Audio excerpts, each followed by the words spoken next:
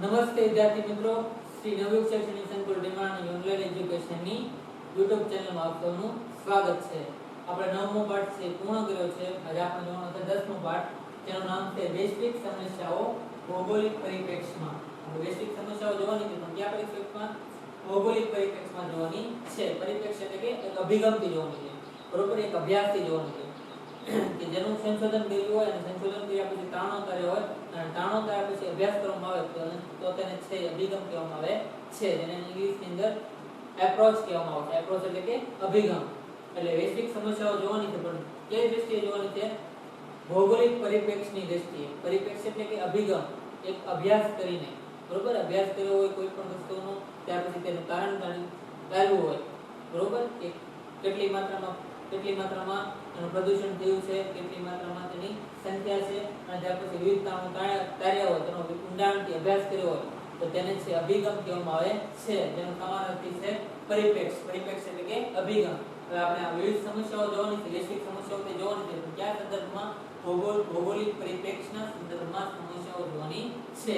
વિશ્વની અંદર છે ત્યારે આ 6 પ્રકારની સમસ્યાઓ જોવા મળે છે, અને આપણા પાઠની અંદર 10મા પાઠની અંદર પણ આપણે છે આવી 6 પ્રકારની સમસ્યાઓ જોવાની છે. પહેલી સમસ્યા કઈ છે કે પર્યાવરણીય પ્રદૂષણ, ત્યાર પછી છે ગરીબી, ભૂખમરો, ઘન કચરો, પ્રવાહી કચરો અને જૈવિક કચરો. આ 6 પ્રકારની સમસ્યાઓ છે આ પાઠની અંદર આપણે જોવાની છે.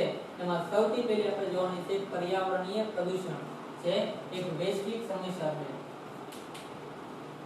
પર્યાવરણીય પ્રદૂષણ, જેને ઇંગ્લિશની અંદર કહેવામાં આવે એન્વાયરમેન્ટ પોલ્યુશન. એન્વાયરમેન્ટ પોલ્યુશન એટલે પર્યાવરણીય પ્રદૂષણ. હવે પર્યાવરણની અંદર પ્રદૂષણ છે કુદરત અને મનુષ્ય બંને દ્વારા થતું હોય છે. પર્યાવરણીય પ્રદૂષણ કુદરત અને મનુષ્ય બંને દ્વારા થતું હોય છે, પણ કુદરત દ્વારા પર્યાવરણની અંદર પ્રદૂષણ છે સૌથી ઓછું થતું હોય છે, જ્યારે મનુષ્ય દ્વારા કરાતું પર્યાવરણ છે સૌથી ઘાતક હોય છે. મનુષ્ય છે સૌથી વધારે પર્યાવરણનું પ્રદૂષણ કરતો હોય છે. કુદરત દ્વારા પર્યાવરણનું પ્રદૂષણ થાય, પણ કુદરત દ્વારા થતું પર્યાવરણનું પ્રદૂષણ છે એટલું બધું ઘાતક હોતું નથી જેટલું મનુષ્ય દ્વારા પર્યાવરણનું પ્રદૂષણ થાય છે તેટલું. હવે પર્યાવરણીય પ્રદૂષણ છે મનુષ્ય દ્વારા જે કંઈ પર્યાવરણ પ્રદૂષણ થાય છે એના પ્રદૂષણના ઘટકો અને વાહકો દ્વારા તેને વિવિધ પ્રકારો પાડવામાં આવે છે. જોઈએ આપણે કે પ્રદૂષણના પ્રકારોમાં તેને માનવ નિર્મિત પ્રદૂષણના નામે ઓળખીએ છીએ. પ્રદૂષણના પ્રકારો છે એ પ્રદૂષણના પ્રકારોને આપણે માનવ નિર્મિત પ્રદૂષણના પ્રકારોના નામે ઓળખીએ છીએ. પ્રદૂષકોના ફેલાવા અને તેના માધ્યમોને આધારે તેને નીચેના પ્રકારોમાં વહેંચવામાં આવે છે. 4 પ્રકારોમાં છે મનુષ્ય દ્વારા થતું પર્યાવરણનું પ્રદૂષણ છે 4 પ્રકારે કરવામાં આવે છે. એક તો જળ પ્રદૂષણ,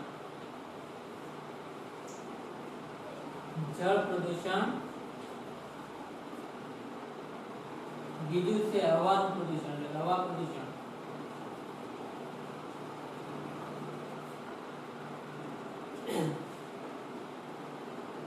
અથવા તેને વાયુ પ્રદૂષણ પણ કહેવામાં આવે. હવાનું પ્રદૂષણ અથવા તો વાયુ પ્રદૂષણ. ત્રીજું છે જમીનનું પ્રદૂષણ,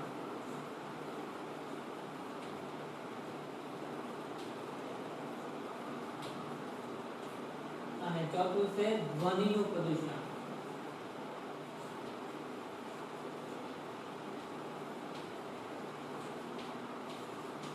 આ 4 પ્રકારનું પર્યાવરણીય પ્રદૂષણ છે મનુષ્ય દ્વારા કરવામાં આવે છે, અને મનુષ્યના આધારે અને પ્રકારોમાં વહેંચવામાં આવે છે. મનુષ્ય દ્વારા છે આ 4 પ્રકારનું પ્રદૂષણ થાય છે પર્યાવરણની અંદર. કેવું કેવું? તો કે જળ પ્રદૂષણ, વાયુ પ્રદૂષણ, જમીનનું પ્રદૂષણ અને ધ્વનિ પ્રદૂષણ. ઇંગ્લિશની અંદર જળ પ્રદૂષણને શું કહેવામાં આવે? Water pollution. વોટર પોલ્યુશન એટલે કે જળ પ્રદૂષણ. આને કહેવામાં આવે એર પોલ્યુશન એટલે કે વાયુ પ્રદૂષણ. આને કહેવામાં આવે લેન્ડ. તમે કીધું હતું ને કે ખેતીલાયક જમીન હોય, ખેતીલાયક ભૂમિ હોય તો એને જમીન કહેવામાં આવે, અને ખેતી વગરની જે કાંઈ જમીન હોય એને ભૂમિ કહેવામાં આવે છે. ભૂમિને ઇંગ્લિશમાં શું કહેવાય? જમીન. સોરી ભૂમિ હોય તો લેન્ડ અને જમીન હોય તો સોઇલ. તો આને શું કહેવામાં આવે છે? Soil pollution. ખેતીલાયક ભૂમિ હોય તો જમીન કહેવામાં આવે, બિન ખેતીકી હોય તો તેને ભૂમિ કહેવામાં આવે છે. અને ભૂમિને ઇંગ્લિશની અંદર લેન્ડ કહેવામાં આવે છે, જ્યારે જમીનને ઇંગ્લિશની અંદર સોઇલ કહેવામાં આવે છે. ત્યાર પછી ધ્વનિ. ધ્વનિ એટલે સાઉન્ડ, બરોબર, તો વોઇસ. ધ્વનિ માટે કેવા બે શબ્દો વપરાય? વોઇસ અને સાઉન્ડ. એટલે આને સાઉન્ડ પણ લખી શકો અને વોઇસ પણ લખી શકો. સાઉન્ડ પોલ્યુશન હતો તો વોઇસ પોલ્યુશન એટલે કે ધ્વનિનું પ્રદૂષણ. એમાં આજે આપણે જોવાનું છે જળ પ્રદૂષણ. હવે તમને ખબર છે કે મનુષ્ય માટે સૌથી વધારે છે હવા પછી કોઈની જરૂરિયાત પડતી હોય જીવન ટકાવી રાખવા માટે તો છે તે જળ. જળ વગર છે જીવન શક્ય છે નહીં, બરોબર. જળ ઘણા બધા સૂત્રો છે, ઘણી જગ્યાએ લખેલા હોય છે ને કે જળ બચાવો, જળ તમને બચાવશે. તો એવું પણ લખ્યું કે જળ એ જ જીવન છે, બરોબર. તો જળ વગર છે જીવન શક્ય નથી. આપણું શરીર છે પંચ મહાભૂતનું બનેલું છે, જેની અંદર પાણીનો પણ સમાવેશ થાય છે. અને આપણા શરીરની અંદર સૌથી વધારે હિસ્સો હોય અથવા સૌથી વધારે જથ્થો હોય તો તે પાણીનો બનેલો છે. અને આપણા શરીરની અંદર સૌથી વધારે કોનું પ્રમાણ હોય તો તે પણ પાણીનું પ્રમાણ છે. તો આપણે જળ પ્રદૂષણ વિશે જોઈએ. જળ એ જીવન છે એ યુક્તિ સાચે સાચક છે. જીવસૃષ્ટિ માટે આવશ્યક જરૂરિયાતમાં હવા પછી જો કોઈ હોય તો તે જળ છે. સજીવ સૃષ્ટિને ટકાવી રાખવા માટે સૌથી વધારે અને સૌથી ઇમ્પોર્ટન્ટ અથવા મહત્વની વસ્તુ હોય તો તે છે હવા. અને હવા પછી કોઈ પણ આવશ્યક વસ્તુની જરૂર હોય મનુષ્ય માટે તો તે છે જળ. જળ વગર તે જીવન શક્ય નથી એ યુક્તિ સાર્થક છે. જળનો કોઈ વિકલ્પ નથી. વધતી જતી વસ્તી અને તીવ્ર ગતિએ થઈ રહેલા શહેરીકરણથી પાણીનો વેગહીન અને અમર્યાદિત ઉપયોગ શરૂ થવાથી પાણીની ગુણવત્તા ઘણી નીચી ગઈ છે. અત્યારના સમયમાં સતત શહેરીકરણ વધી રહ્યું છે. શહેરીકરણ વધવાથી શું થાય? પાણીનો સતત બગાડો થઈ રહ્યો છે. બગાડને કારણે શું થાય કે જળનું પ્રદૂષણ છે વધી રહ્યું છે, બરોબર. મનુષ્ય છે રોજગાર મેળવવા માટે ગામડાઓમાંથી છે શહેરો તરફ આકર્ષવા લાગ્યું છે અને શહેરની અંદર સ્થાયી થવા લાગ્યું, જેના કારણે શું થયું?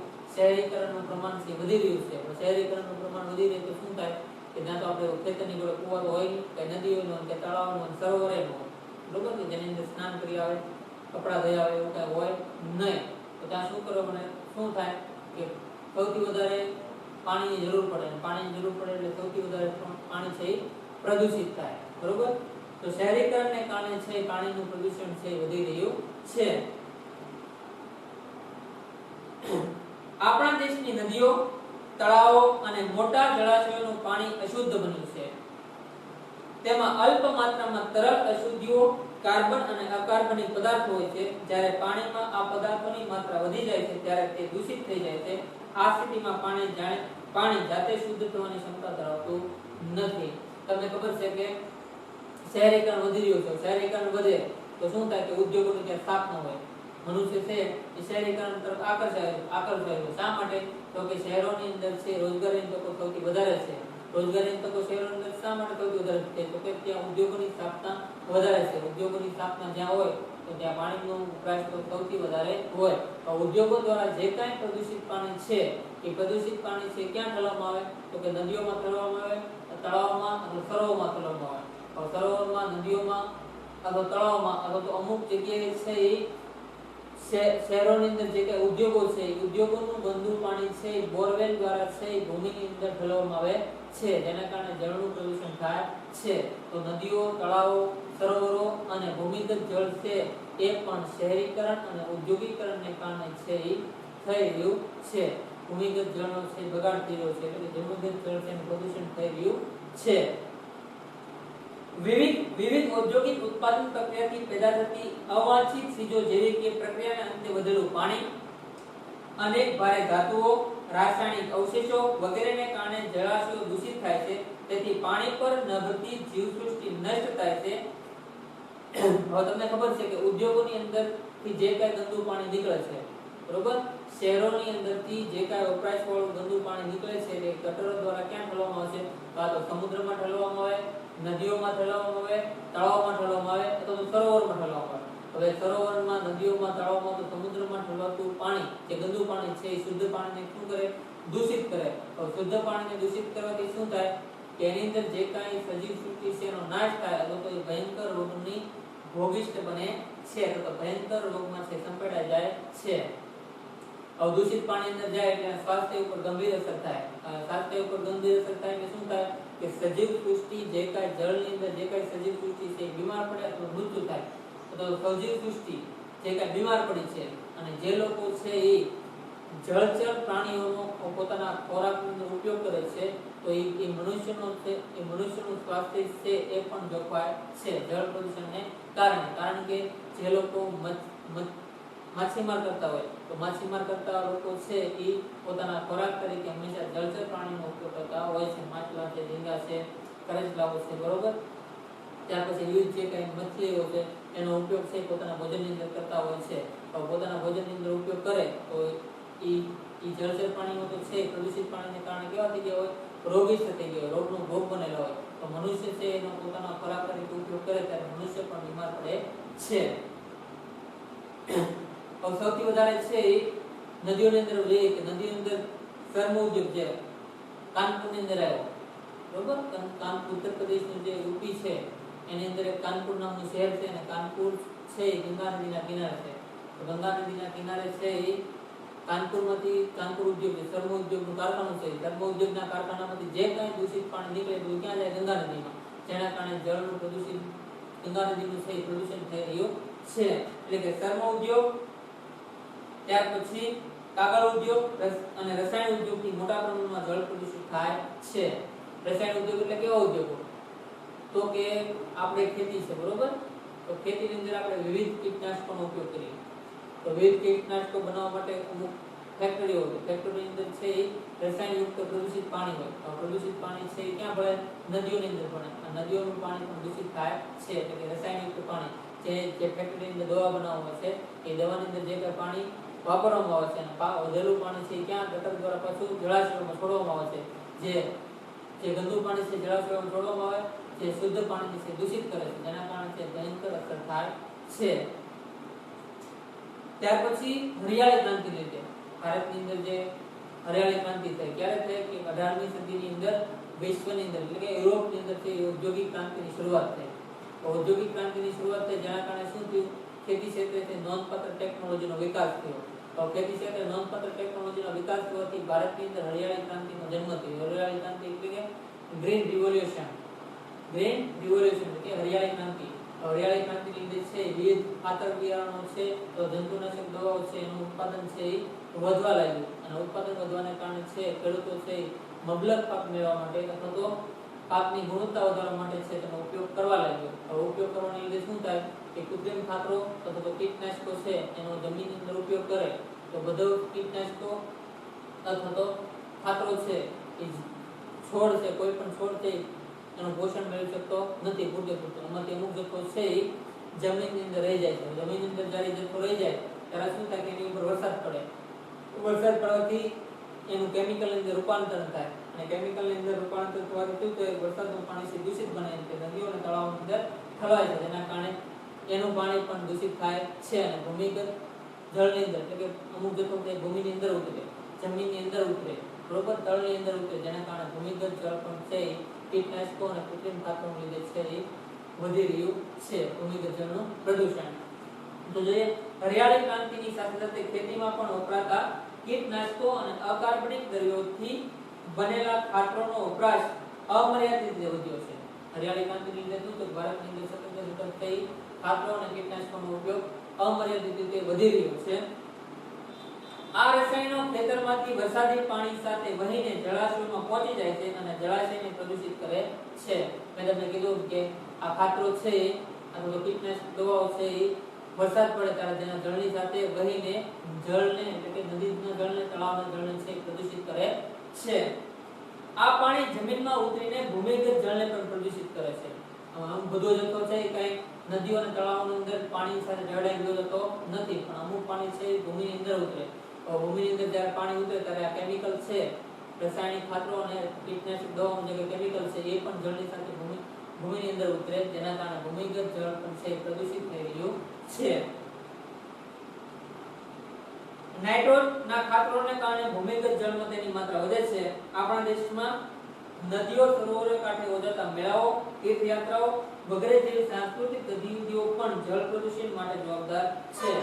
જેવી રીતના છે ખેતરોની અંદર ખાતરો અને કીટનાશકોનો ઉપયોગ કરવામાં આવે એના કારણે જળ પ્રદૂષણ થાય છે, એવી રીતના આપણા દેશની અંદર માન્યતાઓ છે કે અમુક નદીઓને કાંઠે અમુક મેળા ઉજવવા. હવે નદીઓને કાંઠે મેળા ઉજવે એટલે શું થાય કે ઘણા બધા લોકો ભેગા થાય એટલે ત્યાં સૌથી વધારે ગંદકી થાય. મનુષ્ય તે મળ મૂત્ર પણ ત્યાં નદીના કિનારે કરે, જેના કારણે જળનું પ્રદૂષણ છે, નદીઓનું પ્રદૂષણ છે વધે છે, જેના કારણે જળનું પ્રદૂષણ થાય છે.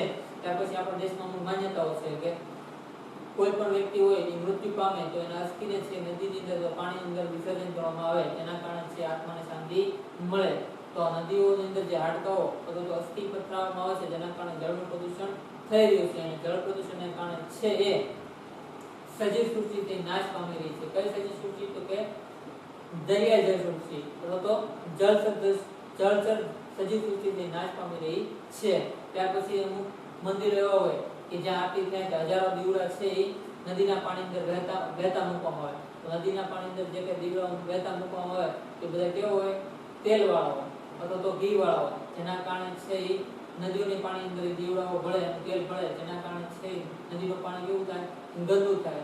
નદીનું પાણી ગંદુ થવાથી તો જળનું પાણી કોઈ પણ તળાવો છે, નદીઓ છે, એ સીધું ક્યાં પાણી જાય? સમુદ્રમાં જાય. તો નદીઓનું પાણી જે ગંદુ થયું તે દીવડા ભળે સમુદ્રમાં ઠળે છે, અને સમુદ્રનું પાણી પણ ગંદુ થાય છે, જેના કારણે સમુદ્રની સજીવ સૃષ્ટિ છે નાશ પામે છે.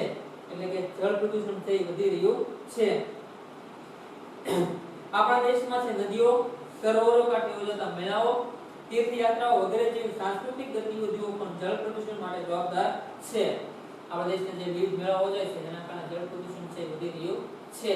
એક ગતિવિધિ મુજબ, એક કારણ મુજબ છે આપણા દેશનું 70% પાણી, 70% જળ છે એ પ્રદૂષિત થઈ ચૂક્યું છે. આ તો જળ પ્રદૂષણ સાથે સંકળાયેલી સમસ્યાઓ. હવે તેના ઉકેલો જોઈએ આપણે કે જળ પ્રદૂષણની ઉકેલોની જળ પ્રદૂષણ અસર, કે જળ પ્રદૂષણ થવાથી કેવી અસરો થાય તે અસરો વિશે આપણે માહિતી મેળવીએ. આ જે આપણે જળ પ્રદૂષણ ની માહિતી કે જળ પ્રદૂષણ છે એ ભારતની અંદર કેવી રીતના થઈ રહ્યું છે. હવે આપણે મેળવવાનું છે જળ પ્રદૂષણની અસરો. કે જળ પ્રદૂષણ થાય તો શું થાય એની અસરો જોઈએ. જળ આધારિત જીવસૃષ્ટિ ના જીવન ચક્રમાં ભારે ખલેલ પડે છે. જળ પ્રદૂષણ થવાથી શું થાય કે જળ સૃષ્ટિ આધારિત જે કાંઈ જીવન ચક્ર ચાલી રહ્યું છે, જીવન ચક્રની અંદર ભારે ખલેલ પહોંચે છે. મેં તમને 9મા પાઠની અંદર સમજાવ્યું હતું કે ખનિજ તેલ અથવા તો કુદરતી વાયુ છે એનું પરિવહન કરવામાં આવે તો પરિવહન દરમિયાન છે એ સમુદ્રની અંદર લીકેજ થાય. તો સમુદ્રની અંદર લીકેજ થવાથી શું થાય કે સમુદ્રની સપાટી ઉપર છે તેનું થર જામી જાય. તેનું ખનિજ તેલનું થર જામી જવાથી શું થાય કે સૂર્યના કિરણો છે એ સમુદ્રના તળિયા સુધી પહોંચી શકતા નથી. और સમુદ્રના તળિયા સુધી છે કિરણો ન પહોંચે તો શું થાય કે સમુદ્રની અંદર જે કે વનસ્પતિ છે એનો વિકાસ થઈ શકે નહીં. સૂર્યના કિરણો આધારિત જે કંઈ સમુદ્રની સજીવ સૃષ્ટિ છે તેનો વિકાસ થઈ શકે નહીં, જેના કારણે તે રોગિષ્ટ બને છે, તેનો નાશ થાય છે. એટલે કે તેના જીવન ચક્રની અંદર ખલેલ પહોંચે છે. એટલે કે જળ આધારિત જીવ સૃષ્ટિના જીવન ચક્રમાં ભારે ખલેલ પહોંચે છે. તેના કારણે તો કે જળ પ્રદૂષણના કારણે.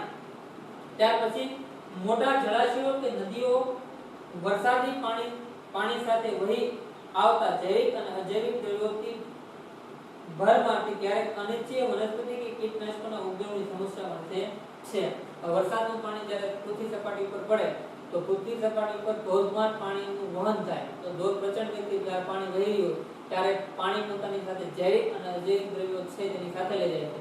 તો અજૈવિક અને જૈવિક દ્રવ્યો છે પોતાની સાથે જ્યારે સમુદ્રની અંદર લઈ જાય ત્યારે સમુદ્રની અંદર છે અમુક જંતુઓનો ઉપદ્રવ થાય, જેના કારણે પણ છે જળનું પ્રદૂષણ છે વધી રહ્યું છે. ત્યાર પછી કઈ અસર છે જોઈએ. વિવિધ પ્રકારના પ્રાણીજન્ય રોગો પ્રદૂષિત પાણી પીવાથી થાય છે, જેમાં ઝાડા, ઉલટી, કૃમિ તથા હેપેટાઇટિસ મુખ્ય છે. વિવિધ પ્રકારના પ્રાણીજન્ય રોગો, પ્રાણીઓને જે કઈ રોગો થાય છે એનાથી થાય જળ પ્રદૂષણથી. એમાં ઝાડા, ઉલટી, કૃમિ, હેપેટાઇટિસ હોય એવા વિવિધ રોગો છે જળ પ્રદૂષણથી થઈ રહ્યા છે. જળ પ્રદૂષણની અસર છે. ત્યાર પછી જોઈએ પ્રદૂષિત જળાશયોના માટલા અને અન્ય સજીવો પર પણ તેની માઠી અસરો પડે છે.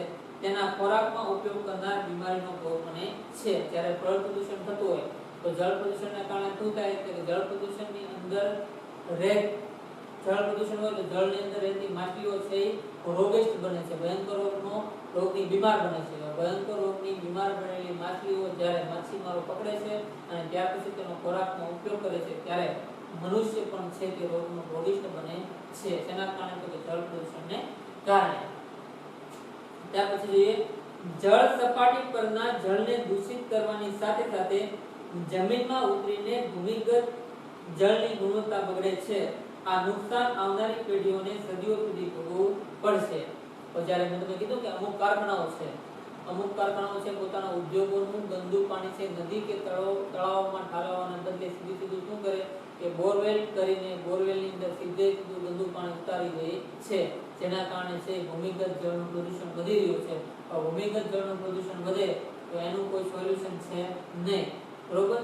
એનું કોઈ સોલ્યુશન નથી કે એને બહાર કાઢીને પછી શુદ્ધ કરી શકાય. જેના કારણે જે બોરવેલની અંદર ગંદુ પાણી ઉતારવામાં આવે જેના કારણે છે ભૂમિગત જળનું તે પ્રદૂષણ થઈ રહ્યું છે.